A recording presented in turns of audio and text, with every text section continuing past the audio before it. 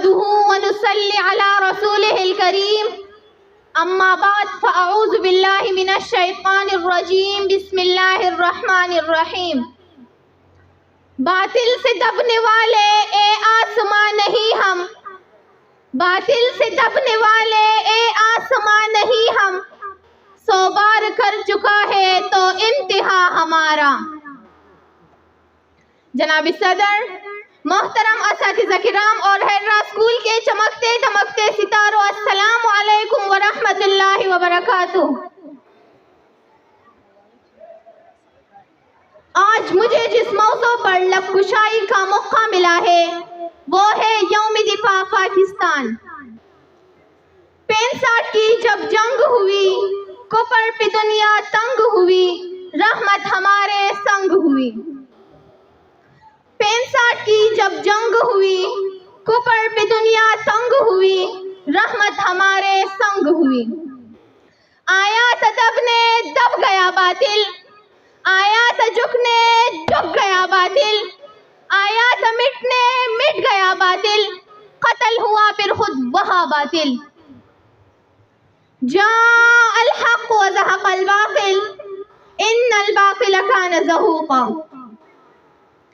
صدر علی وقار، ہمت، جرت اور بہادری سے ملے شہیدوں کی لہو سے لکھ کے جائے اور جذبات کے تاریخ کو یوم دفاع پاکستان کے نام سے یاد کیا جاتا ہے.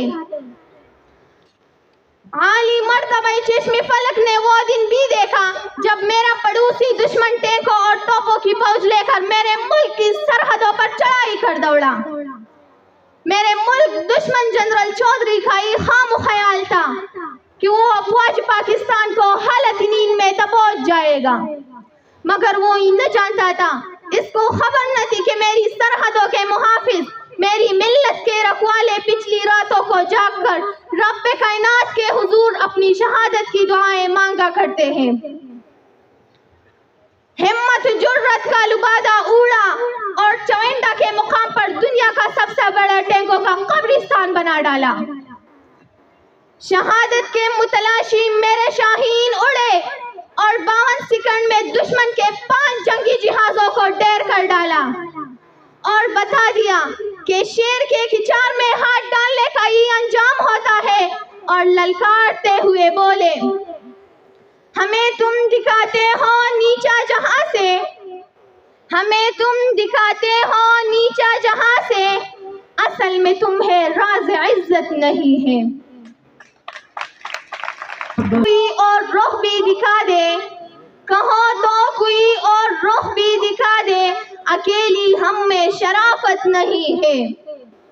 جناب والا، ستمبر 1965 کے دن ہم نے اپنی دشمن کو بتا دیا کہ جو کوئی بھی میرے